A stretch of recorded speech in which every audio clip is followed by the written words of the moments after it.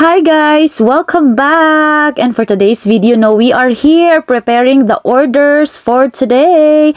Ayan, so nagpre-prepare na tayo, no? And of course, chine-check ko yan kung nandyan na ba lahat, stickers, expiration date, at kung ano-ano pa. So ganito pa rin talaga yung ginagawa ko every day. And of course, merong nagsabi sa akin guys, na pobre na daw ako, kaya hindi na siya makikipagkaibigan or hindi na siya sasama sa akin or ako hindi niya ako isasama. Nako, my God! Nagkamali ka. Kasi, kailan ba ako naging mayaman? Pobre ako guys. Ayan. Gusto ko ngang i-enjoy yung proseso sa pagiging ganito. Ayan, kahit nahihirapan tayo, kahit konti lang yung benta natin sometimes, kahit marami sometimes, ganon. Pero ganon talaga ang buhay. And ini-enjoy ko naman yung pagiging pobre ko. Baka ikaw hindi kasi feeling mayaman. Pero ako dito ini-enjoy ko yung pagiging pobre ko, no? Kahit sa tingin mo wala na akong kwenta dahil hindi mo na ako makikinabangan. Parang ganon. Basta hindi ko na alam. Basta yun kasi yung narinig ko, pero hinahayaan ko na lang kasi yung sa isip ko, kailan ba ako yumaman? So sa tingin pala niya mayaman ako guys. At saka of course, kahit pobre ako that time, pero pinakinabangan talaga ko ng bonggang-bongga. Pero ngayong wala nang pakinabang, sinasabihan na lang ako ng ganon. Pero hinahayaan ko na lang talaga kasi yung mga taong ganon, no?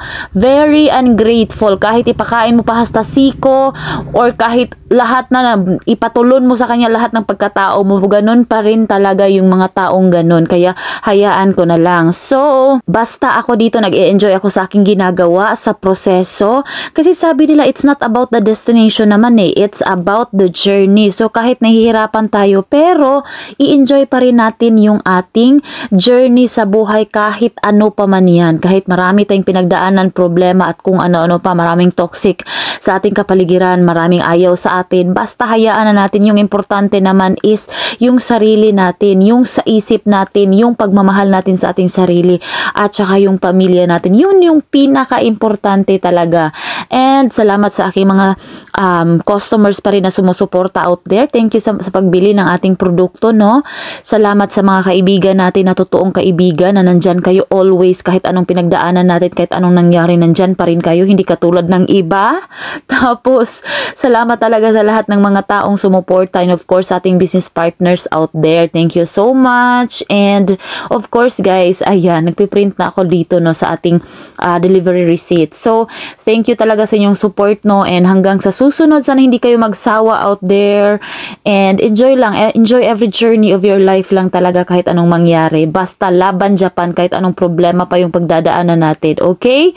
Basta laban lang, huwag kayong sumuko. Bye for now guys and see you again next time. And pray lang talaga kay Lord. Bye for now. And of course, I love you all.